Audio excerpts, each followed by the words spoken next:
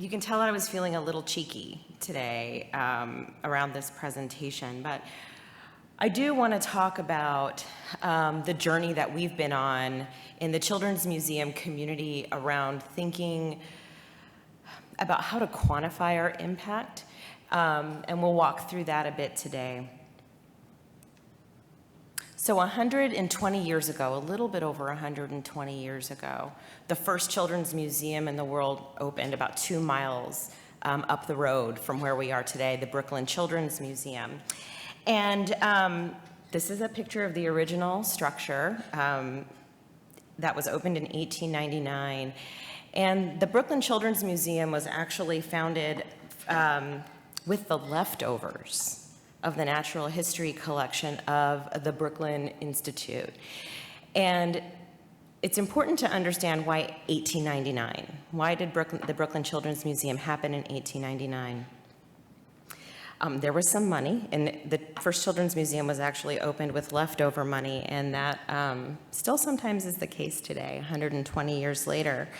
But I think what's really important to understand, and what's important for us in our work, is that the Children's Museum movement is actually a direct implementation and offshoot of the progressive education movement.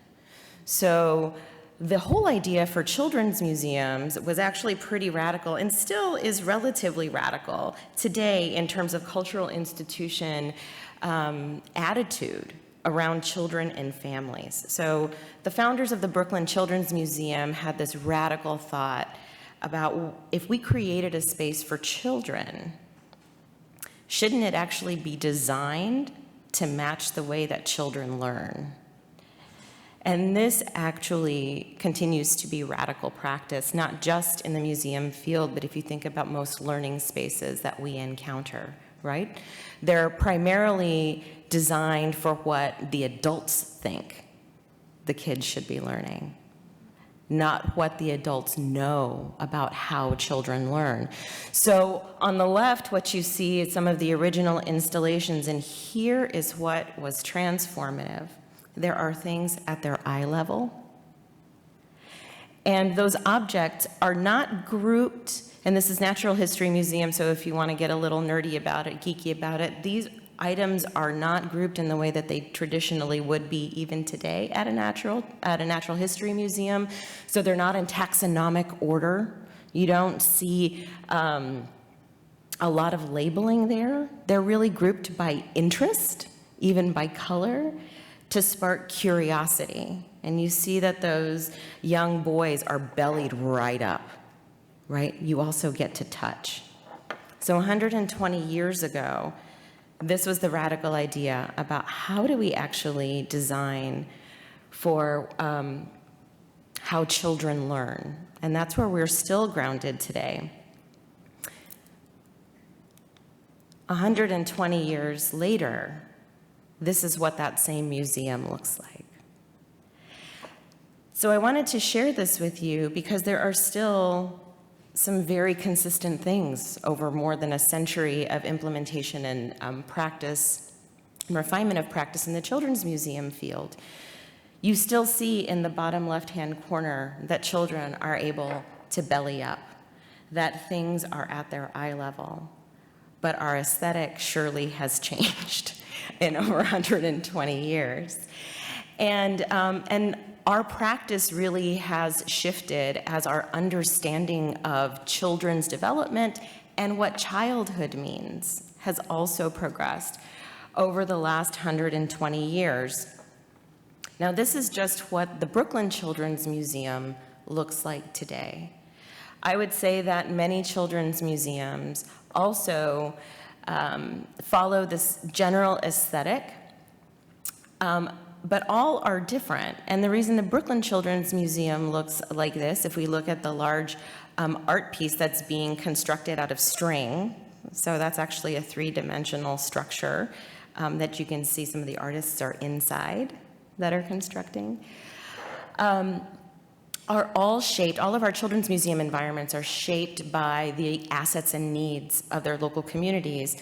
The Brooklyn Children's Museum is in a space that is rich with artists, right? So we see quite a lot of art. some really impressive design, because that's also something that's true to this city.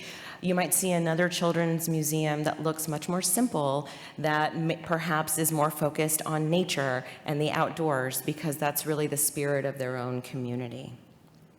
So all that to say is that as a field, we feel like we have been with our ears to the ground on what's the newest information and knowledge about what's critical for supporting healthy child development, as well as healthy childhood, and how can we be the stewards of childhood, which is not something that we actually talk about very much in US society. We often talk about the outcomes we want for children as adults, but don't really think about how we care for this stage of childhood. And that's really where children's museums find their passion. So, over 120 years, we started with Brooklyn. Where are we right now? Well, now there are over 300 children's museums around the world, and more than 40 million people visit children's museums every year. The average children's museum, I'll give you this fact, the average children's museum in the United States is operating a physical location with a budget of under $1 million a year. So more than half of them are extremely small organizations with a footprint, a total building footprint of about 19,000 square feet total of the building space.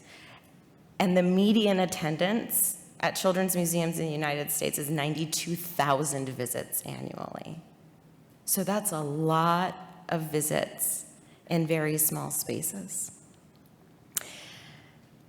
And over 120 years at the association, we serve as the collective voice of the field. So we really think about how do we take what all of our member institutions do and all of the unique approaches they take to supporting children and families in their community, and what does it all add up to? And what is the purpose of having a collective voice in a field?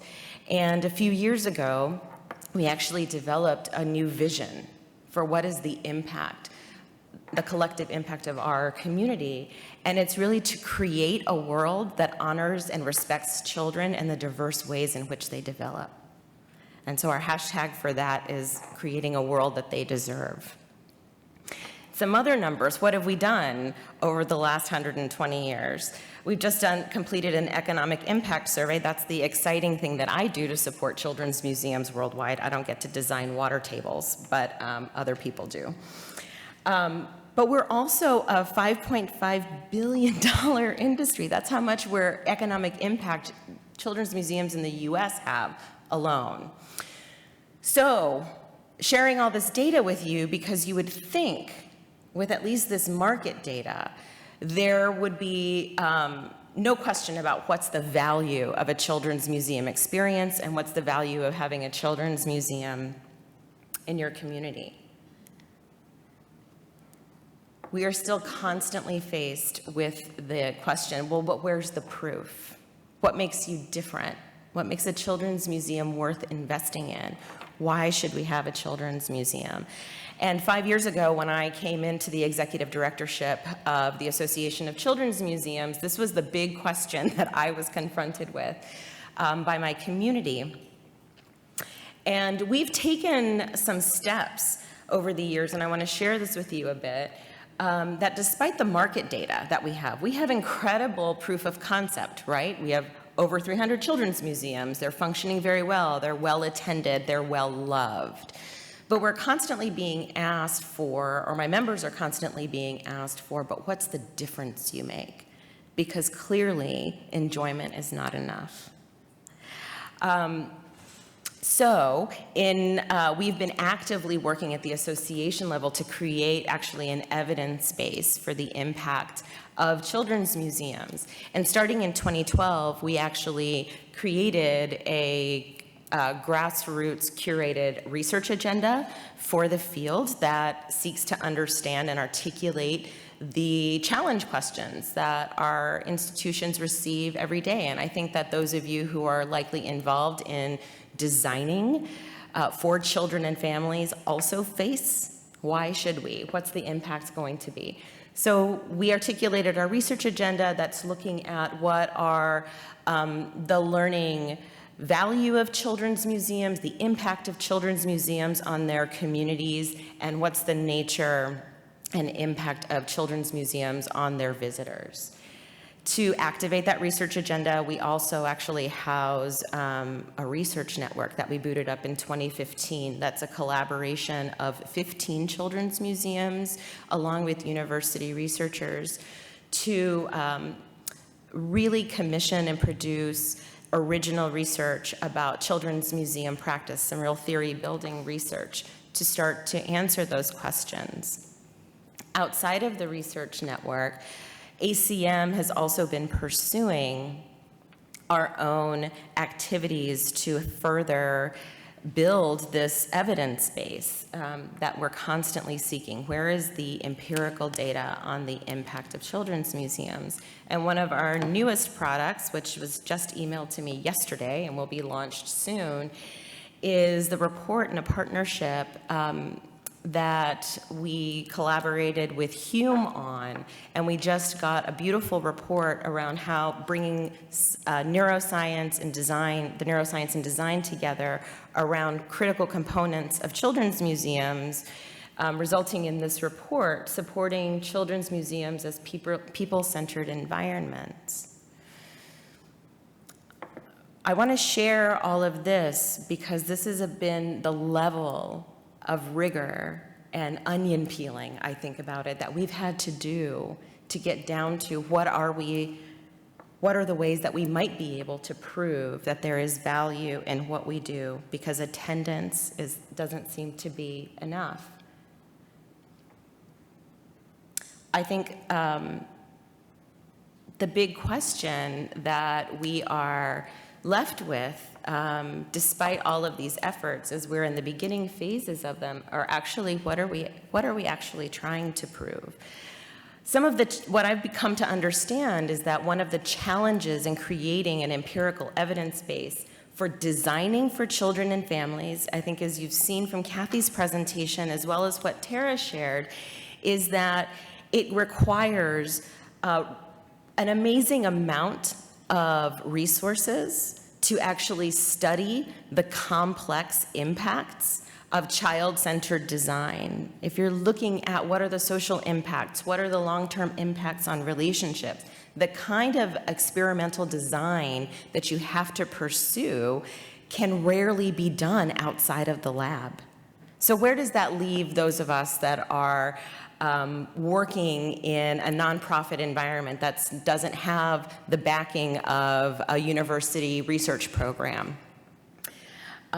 It's very difficult, but that's actually a good answer for me to share with my membership, is that why can't we prove it? Is there a silver bullet out there? And the answer is yes, and it's money and an army of researchers, because what we're doing is complex. It is rich and complex.